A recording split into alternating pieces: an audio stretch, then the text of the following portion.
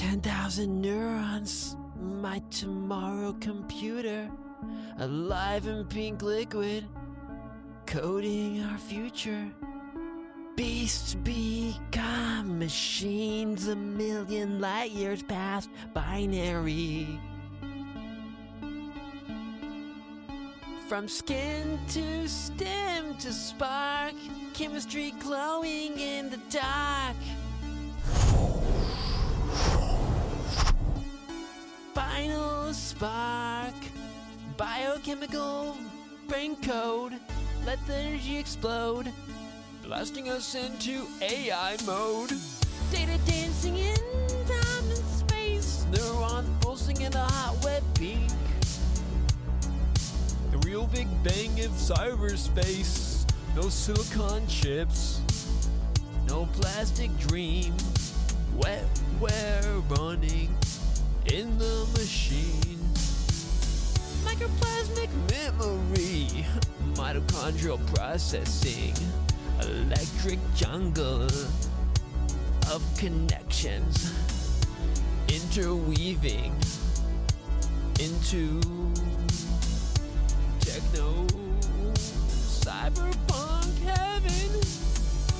Dopamine on cue, Python swimming through the goo, running the future, cyber AI zoo, final spark, brain computer, AI, data center, bits and chips and neurochemicals, dancing in time and space, black boxes on fire, fields of neurons wired, lighting up the metaverse, awakening in your digital dreams. Enter the future of super galactic biocomputers from Final Spark, powering the world, your mind, and beyond.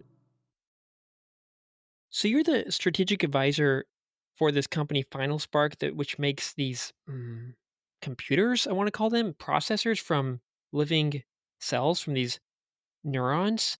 This is completely new territory for me. You're going to have to teach me a lot of different things about biocomputing and computers and what you guys are working on. I'm not sure where to start, but maybe first you can tell me, maybe you don't know the answer, maybe that's part of what you're doing with these experiments, but what are some of the differences or similarities between silicon chips and neurons, these brain cells? So this is a very good question. Actually, we know quite a lot about this because we can look at the human brain, how it works. And it gives us some idea because, of course, our brain, the reason why we think is because we have neurons. So we know for sure that neurons are much slower and they have less memory, let's say, because computers, they can memorize, huge amount of information, huge data centers, and they can be very, very fast in repetitive tasks, especially. But we know also that computers are not very efficient when they solve some complex problems.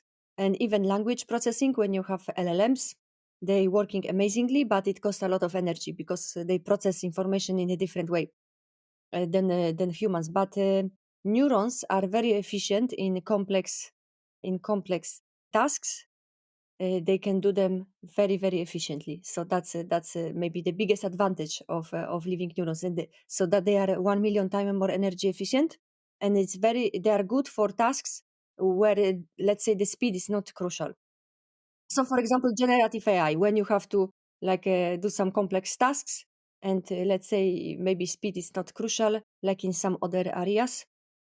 But there are many actually differences, because also computers, they encode information in totally different way than neurons. Computers, as we know, 0 1s, but in neurons, information is encoded in time and space, so it matters when and where a neuron is active. So that's and there are also much more connections in living neurons than in digital ones. We have also a lot of recurrent connections, which are possible in digital, but much more difficult. And also, what is characteristic is that in the neuron, memory and processing is in the same space, in the same place. And in the computer, these are two different parts. So that also saves energy in the neuron. That's very interesting.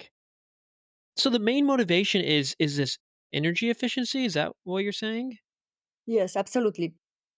Because the energy which is spent on AI is increasing exponentially. And today it seems to be not a huge problem, but we can expect that in the future it can become a problem. And there are two possible solutions. So one is alternative energy sources, another is alternative computing. And we work on the second option. Any idea, any hypotheses why neurons would be more energy efficient? Yes, well, because they are much more connected, because they encode information and process in the different way in time and space, and because memory and processing is in the same space. So there are a lot of reasons why neurons are more efficient. But they just work in totally different way. So it's just totally different processing. Yeah. So how are you getting these neurons? Are they actually from a human body or something? Or yeah, you can tell me about how these neurons that you guys are working with in your lab coming from. What are they?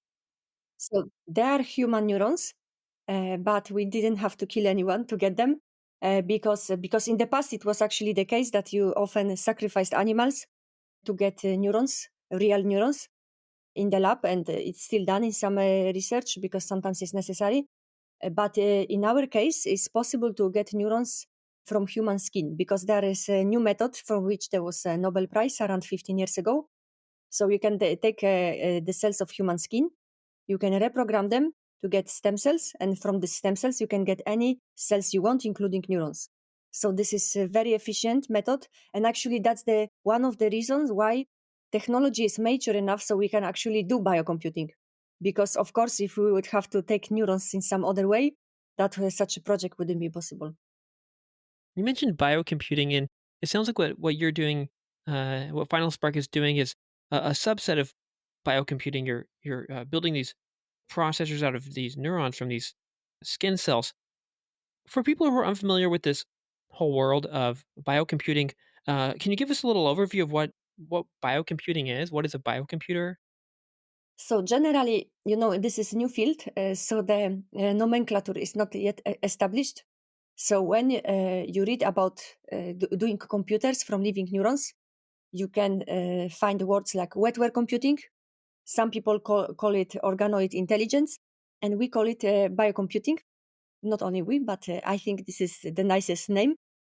And actually, when you read about biocomputing, it also can be confusing because sometimes people use it as a general term to describe different type of computing on living elements. So, or let's say maybe not living elements, but on elements from nature. So, for example, DNA, or maybe some fungi or some other microorganisms. So it's not only about living neurons. So it's not yet fully established. So I think there is always needed like longer description that we do computers from living neurons, just to be specific. Are you aware of some other parts of biology that are not neurons? Like you mentioned fungi, for example. Maybe that's one of them. What are some of the other parts of living things that we use as biocomputers? Not with your company specifically, but just in general of your awareness. Well, actually, it's crazy because people try to compute with anything, even with milk. I heard that there are some research groups here in England actually where I sit. I think it was University of Bristol, but I don't remember exactly. But people try to really compute with anything, pretty much anything. For sure, DNA is quite advanced. Maybe bacteria. Some people tried to build computer in with using bacteria. Fungi, actually anything. Some people even use biocomputing term as maybe using plants. You know how they behave and how they process genetic information. Although that's totally distant from what we're doing. But there are many ideas how we can compute. So yes, I can only say that there are many of this. I don't know all of them. Yeah, but then it makes sense why they would be more energy efficient because it's straight from nature. I'm pretty sure all the billions and billions of years of evolution, they probably fine-tune their technology, or we're just getting into computers this past, century or whatever. Yes, absolutely. So this is about neurons because other methods, I'm not sure what are the advantages. Honestly, I just don't know. But yes, when it comes to neurons, it's for sure many years of evolution, and yes, we can run on one banana for all day, but for the computers, digital, you need much more energy. Yes. And you mentioned for more complex tasks, these neurons would probably be better. What are some examples of those tasks? So we believe that generative AI, although this is very, early stage of this research, so this is all, speculation, because we expect to build the real biocomputer, which can be used in around 10 years. And this assuming we will accept investment and external, because currently we are self-funded. So everything goes slowly and maybe will take more than 10 years. But assuming we find investor, we are seeking currently 15 million Swiss francs, which is around $50 million, to accelerate our research. In this case, we will get it in 10 years. So that's why any kind of any kind of assumption about the application is still quite early. So at this stage, we were able to store 1 bit of information, 1 bit just in neurons. So that's why it's so early. So everything else is just a speculation. But we believe that generative AI and that generally anything what is today run on digital neurons would be much more efficient when it's run on living neurons. That's our assumption. And in the human body, we have, I don't know how many of these neurons, but we don't just have a single one or a set of 10 or something. There's lots and lots of them, and they're all communicating with one another. So, h- how many neurons are you working with? Are you like putting a bunch of them together, and how many? And how many do we need for it to be working? Yes, that's also interesting question. So at the moment, we work with the little blobs of cells. We use such a 3D structures, which is called neurosphere. And when it's more complex, you can call it organoid. And they contain around 10,000 neurons each, and they have around half millimeter diameter. But we expect in the future that we would like to build huge structures. So now for R&D, just for experiments, we use these little pieces. But that's enough just for doing some experiments. But in the future, we would like actually to build huge structures, maybe even 100 meters long. Because what is advantage, we don't try to build another brain. We just want to use building blocks of the brain, which is neurons, to build something artificial, different. And the advantage is that we can make it much bigger than the brain. So that's at least the assumption. Yeah. And now we're getting into very difficult territory. Must be really hard questions, but it's what you do, so you can try your best to answer them. We're also these neurons are also not only part of a larger network of other neurons in this brain and the overall nervous system, but it's also we've also got a heart, and we've got lungs, and we've got mitochondria, these different parts of the cell, etc. I guess that's part of it. I guess that these neurons still have all the organelles and everything, mitochondria, etc. Yes, absolutely. They are real living cells. They have DNA, anything what is in living cells, and is specifically also living neurons. So that's actually great because that's why that's so complex. Because actually, living neurons is much more complex than any stimulation we can do in silico. So sometimes people try to do artificial digital neurons, some models of neurons, also those which we have in brains, but they are always simplified. So a real neuron is very complex. Okay, so let's talk about that in a second. But getting back to the question I was trying to articulate, but then I figured out, oh wow, these neurons actually do have many parts of the human body. They have all these parts of the cell. What about other parts of the body, like the heart and the lungs and the legs? Don't seem super important for this, but yeah, I don't know. Are there limitations because we are not connecting these neurons to an overall body? Well, that's a good question. We don't try to engineer another human, and no, we absolutely don't try to use any other cells. Only this what is in the brain. So we use neurons. Sometimes there are some other cells which are helping neurons to survive, such as astrocytes or microglia. So they are also in the brain. So this we use, but we do not. absolutely use any other cells, things like heart, for example. Yes, it's important for the human organism, of course, and maybe sometimes we have something like a gut feeling, or you have some feeling in your visceral tissues, which is believed to be connected to the brain a lot. But what we try to do is to only use living neurons. Well, I guess the question then is, how do you create the environment for these neurons to get their nutrition or whatever you want to call them? And how do you communicate with these neurons? How do you send information to them, et cetera? Because then the body has all this kind of built into itself, at least a healthy body does. So yeah, how do you sort of fix the environment and supply the nutrition or information or whatever to these neurons? Yes, absolutely. So this is very important. In the lab, you always try to reproduce the everything, all the situation which is in the body, the temperature, pH, everything. And the neurons are always kept in the liquid, which is called medium, and is such a usually pink liquid where everything what the neurons need, every substance is there. And they are kept in incubators so that to keep the temperature.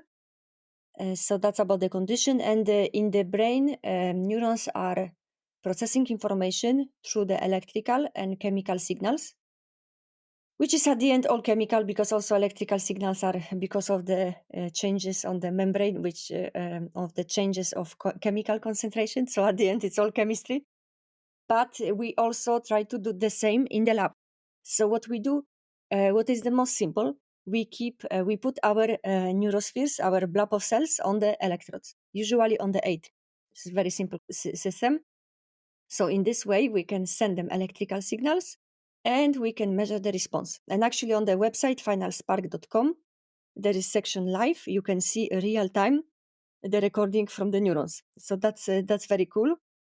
And they also use many different substances to communicate, for example, neurotransmitters such as dopamine. So we can also today programmatically release dopamine into the medium, into the neurons. So that means that you write a program in the Python programming language, and everything is connected to our hardware, and it will release at the exact time you wanted dopamine to the neurons. So yes, so we try to communicate them by sending them these chemicals, or by sending them electrical signals from the electrodes. How do we know what's going on inside there? And like this computer I'm using right now, I have a monitor and I can go into the settings and see like, oh, this is how much memory is here and this is what's going on and stuff. You got to hook a screen up to it, or do they behave in a certain way? How do you know that information is being stored in them, and that how do you know what's inside them?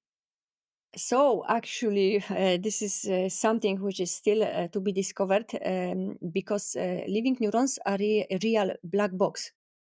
So, we sometimes call AI black box, but that's not really true, because we know exactly how things are connected in the complex models. And, if you have enough time and resources, you could always figure out every single connections in the complex models of digital AI. So it's not really such a black box. It's maybe black box because engineers sometimes they don't have to care about what is inside. They just put the data and things working. But it's not such a mystery. We know weights, connections between each neurons in digital settings. But in the living neurons, that's a real black box. So we don't exactly know how they are connected. There is such a research which is called connectomics. We also do this for the human brain because it's very fascinating to know how distant neurons are connected in our brain. And you can have some idea about this, but you can never know for sure exact connections. And the same in our neurospheres. We can mathematically have some idea because we measure only signal from the outside of the organoid, or from this 3D structure. So based on that, we can have some idea about connections inside, but we cannot really know them very well. So it's real black box, and that makes the work so difficult. It's also not stable system. It's dynamic. So that means neurons are plastic. They are changing. Also, our brain is changing. So, tomorrow you might be different person than you were today. Maybe not that fast, but over years it does change a lot. And the same can be expected. It actually happens. We see this in the dish, that neurons are changing the behavior. So that makes it all difficult. It's dynamic and black box. So this is why we have to do a lot of experiments, which are trial and error. And this is why our lab is fully automated, so that we can run a lot of experiments, so that we can try a lot of things on how to stimulate neurons. Yeah, well, I mean, it was clearly a black box. I mean, look at us. We got these faces with skulls, and behind that, there's a brain. And when we talk to each other, we don't know what's going on inside each other's heads. We don't even know what's going on inside our own heads. So, Absolutely. Yes. And this will be the same in the biocomputer. So that's also the whole project is also about kind of building this interface maybe where you can understand. Then you can send some information to neurons and get some output which will make sense. yeah. And you also mentioned how these neurons are they're changing and developing and growing and stuff over time, which is very different from a normal silicon chip or these transistors in there. If those burn out or if they break, they're done. They don't just grow back. You have to build a new one. You have to go get the materials and build a new computer or whatever. So it could be good or bad. I don't know. But like if your computer, this biocomputer breaks, maybe it doesn't break. Maybe it could fix itself, or it could actually grow into a bigger computer or something. Who knows? What are your thoughts on all that? So we think that for sure neurons are not living forever. We know it already. For now, they live 3 months in our lab. We actually had some outliers which lived for 7 months, but that's outlier. And in the future, we want to, of course, make it longer. But we know from nature that okay, they can live maybe 100 years, but not 1,000. So we think that once neurons are dead, we have to be able to replace them. But we believe that once we are able to program them, then it will be not such a problem. But of course, we will see with the practice. But yes, we have to be prepared for that. That neurons can get sick, they can die, they can get also contaminated when there is some bacteria, and then they die also. So also, even if they get too much current on the electrodes, they also die. So there are many things, they are fragile. So we have to be ready to be able to replace them in the computer. Yeah. It's wild to imagine that in the future we might have these data centers full of neurons. It's like a very sci-fi kind of world, but I wonder what would be possible if we had these like data center size big bunch of brains. They wouldn't look like brains. What do they look like? No, they will for sure did look totally different. For now, we have little blob of cells, and in the future, we want to make huge structures, maybe even 100 meters long. So for sure, it will look different. Yeah. And I know you're using this for the way that we're using computers now. You're not trying to fix some kind of mental health condition or to build a Frankenstein or something. But I mean, just for fun, do you think there could be, or what are your thoughts on or ideas on, could this have any implications on our health? Could it, I know this isn't what you're focusing on or what you're trying to do, but helping us understand some of our mental health challenges or helping us bring it back to the body? Yes, theoretically, yes, you are right. It's not our objective, but our work can be used for many ways. In biomedical, it can be used for drug screening. So this can be done even today. It's very easy. Our lab is a great setting to check, for example, neurotoxicity of different substances because we have neurons constantly on the electrodes. We can put different substance, and by measuring electrical activity of neurons, you can tell a lot about if they're healthy, for example. So you can check if some substances are toxic or not for them.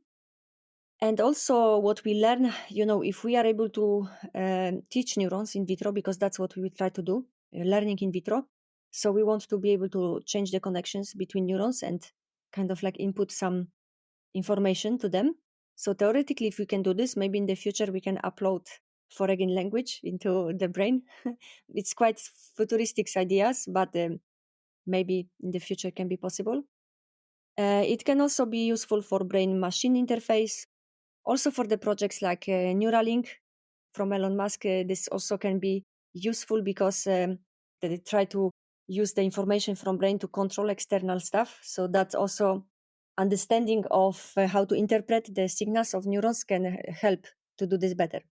So there are many ways how our work can be used in other applications than biocomputers. Yeah, and then I think when you're talking about that, some people might get a little scared, thinking, "Oh no, people are gonna these guys are gonna hack my brain. They're gonna, yeah, maybe download some language package down into there, or they're gonna download some advertising package or something, or whatever. But yeah, that's a risk, but that's something that I guess that's a general sort of sci-fi human fear. It's nothing specific to what you're doing.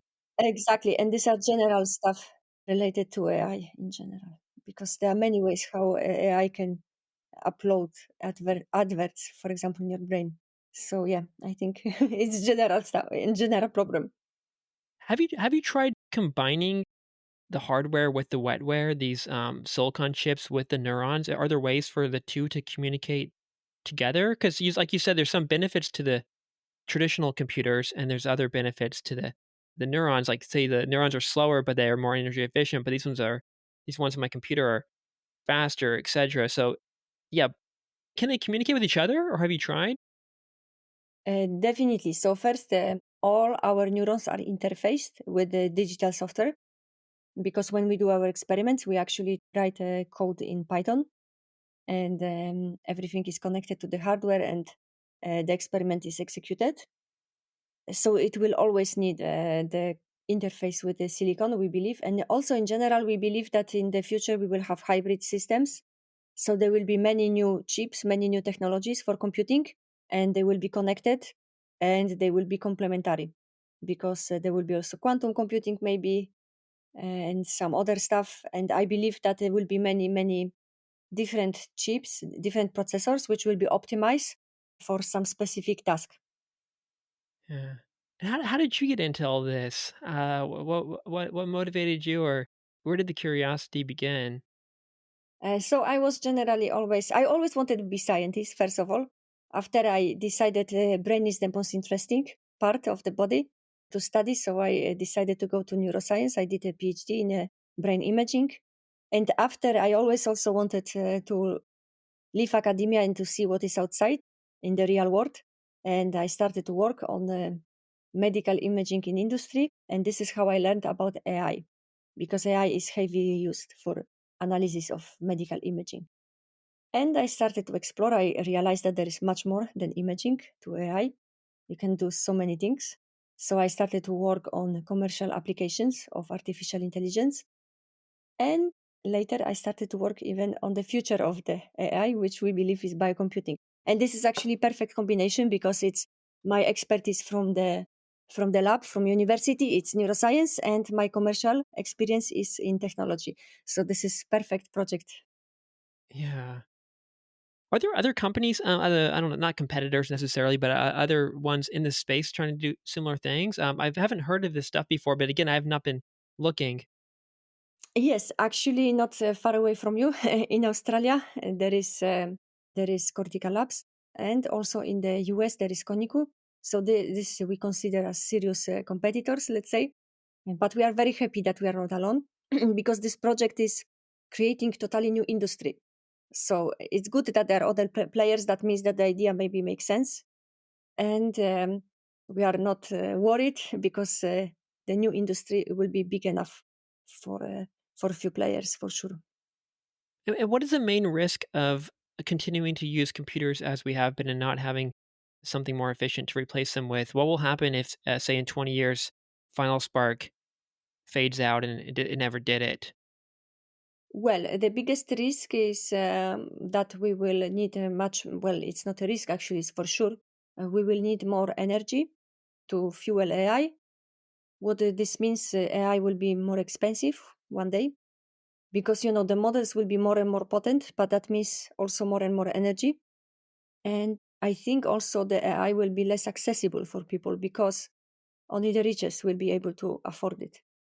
So that's really important to optimize this, to make it accessible for everyone. Okay, so if this works, if we can do this, then AI will get better. It'll get cheaper. Is it just about, is AI the main focus, or is it computing in general? I guess that's a big thing now, but is it just AI, or what else is there? Yes, I would say yes, because we generally the machine learning, you could say, because we want to run the algorithms which are today run on digital neurons. We want to make them on living neurons, because we think it will be more efficient. So what's like a normal day of work like for you or the people in the lab or in the company? What I'm imagining. Okay, there's like this laboratory, and you're like doing these little experiments and stuff, and you're like, oh, we got something, or oh, that's another day. Yeah, what exactly is going on in there? So we are the team of 6 people. I do commercial work, so not in the lab anymore. But I can tell you that in the lab we have a lot of equipment, a lot of hardware. We keep the neurons, and what is also interesting is everything is automated, as I mentioned. So our engineer actually is running experiments by writing code in Python. So this is a more engineering job than biology, although biology knowledge is necessary to know how to neurons work. And then what is also interesting is that our lab is available remotely. So people from all over the world, they can access through the internet browser our laboratory. So the day in the lab doesn't have to be physically in Switzerland in the lab, but can be anywhere in the world. And it means writing code in Python, how experiments should go, how you stimulate when you collect the data, and analysis of the data. So that's mostly the computer screen, I would say. And then, of course, we have a team also which is building things inside, in the heart of the bioprocessor prototype. But I would say a lot of this is in front of the computer and analysis of the data and trying to run experiments and doing all this in Python. What makes Python a good language for it? Now, are there other languages that could work? Again, I'm not a coder, so maybe that's a stupid question. But what makes Python a good language for this? No, it's not stupid question. Python is widely used in research because there are a lot of libraries. So library means that that someone already wrote some piece of code for you. So some stuff you can just call the function and you don't have to write everything yourself. So Python is just you have a lot of libraries for research and also visualization of the data, and also it's quite easy to use. So many researchers are not always computer scientists by background. So it's also good that this entry level is not too high. So Python is relatively easy, and there are a lot of tools for working in research. But you could write this in any other language. Actually, it doesn't matter language. It's just that if you use, for example, JavaScript, it would be harder, much harder, much more lines of code. This is like super genius stuff you're doing. How do you explain this to like your family or your parents or somebody? Like, So I think it's not so hard to tell because we use living neurons like we have in our brain. Everyone knows that we have neurons in the brain, and we put them on electrodes. We try to program them to make a computer. So I think that when you break it down to the simple elements, I think it's understandable. So I try to be clear always, and I try to always bring down stuff to the simple level which are easy to understand and imagine. And actually every time we do some presentation or we speak to the audience on general public, we always get a lot of questions, which means that people maybe understood something because and they listen, because if they have questions, that means there is some engagement, so that means they understood also something. So I think it's not that difficult actually to understand. It's difficult to do this. The difficulty of the project is how to really program neurons. It's very big challenge for mathematics actually of all this, because it's a lot of data analysis, searching for some patterns, figuring out how to stimulate neurons. But so I think it's difficult to do this, but I don't think it's so difficult to understand what we do on the very high level that we try to use living neurons as a processor. but is it hard to get a bunch of neurons? Say if this thing does succeed and you need a data center of all this, can you just like make a bunch of them or just find them? Yes. Actually, this is great advantage also of neurons, that they're very easy to scale, because you can have huge number of neurons actually from the stem cells from human skin. You can get really a lot, and you don't need any special materials. So I think that would make AI much more accessible also for like today you have discussions like where GPUs will go to which country. With living neurons, you don't need to worry about this because anyone can produce huge amount in every country. You have expertise to do living neurons. I wonder why the big cloud computing companies these days, Amazon and Google and Microsoft and all these guys aren't working on this. Maybe they're just too busy with other things, but you think that they would that someone in there might be doing it, but they're not. No, I think that this is too early stage, and this is normal thing that true innovation usually comes from small companies, some crazy teams, and this is just how things work. You know that if you want to be innovative, you usually stay independent, and you have to be a bit crazy outsider. And you also take risk because it's a risk also because you know 10 years is a long time, and also investors are a bit worried about this when we talk to them. So it takes risk, and there are a lot of stuff which are maybe not such a revolution, but they are short term. So I think it's much easier to focus on that and to do this in big companies also. I think big companies, they need to really have some kind of proof of concept before they invest, and true innovation usually comes from startups, and they take the biggest risk. And this is a brain health podcast. It's not about business or entrepreneurship or anything. But for those people listening who are entrepreneur type people, and they're trying to get their company started, something in a space like this, for example, any advice for these people? Well, I think that you always have to be prepared and minimize the risk. That's what I see. I mean, the founders of Final Spark, Fred and Martin, they have already another company which is very profitable, and I kind of could learn a lot from them on how to run the company. I also have my own in the UK, but I can say that what is really important is to manage the risk, because you are already taking huge risk when you start a new idea. So you have to minimize the risk because it's very easy to spend money, and there will be many people coming to you who want money from you for many different ideas. But you have to be able to focus on that, what you want to do, and not to, and actually really minimize the cost. And it also requires some innovation to figure out how to do things cheaper, because when you really understand what you do, then you don't need so much money for that. So I think it's very important this, don't don't spend too much money on this, but rather brain, yeah, on figure out how to do stuff with minimum resources. Is there anything new you learned about the human brain after doing all this?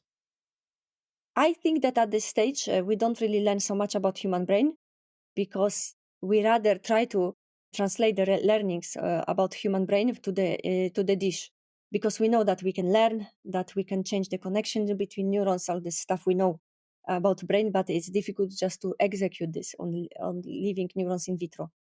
So I don't think that at this stage it gives you some knowledge about the brain. It's more that we try to figure out how to do this in vitro. But in the future, once we know how to program neurons, that will give us a revolutionary knowledge actually about human brain, because nobody really knows how neuron encode information. And if we know this, that will be a huge revolution also for medicine. If people want to connect with you, or they want to learn more about all of this, where do they go? So, well, there are many ways actually. We do our best to promote, to popularize the topic because it's new. So, on our website, finalspark.com, there are some blog articles. I think that could be nice introduction. There are also forms to fill for researchers, for investors, for press, and actually anyone interested is welcome, and you can contact us directly. Also, LinkedIn is a good way.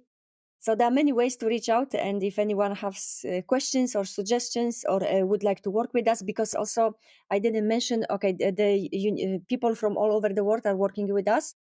We have universities who are collaborating with us, but we also have first commercial clients. So people even rent our lab remotely to do some experiments on neurons. So if anyone wants to engage, is very welcome. Very cool. Thanks again. It was lovely talking to you. Thank you for teaching me about biocomputing and neurons, and the future of both. I'm looking forward to seeing where all this goes. Thank you so much. Thank you too. It was a pleasure.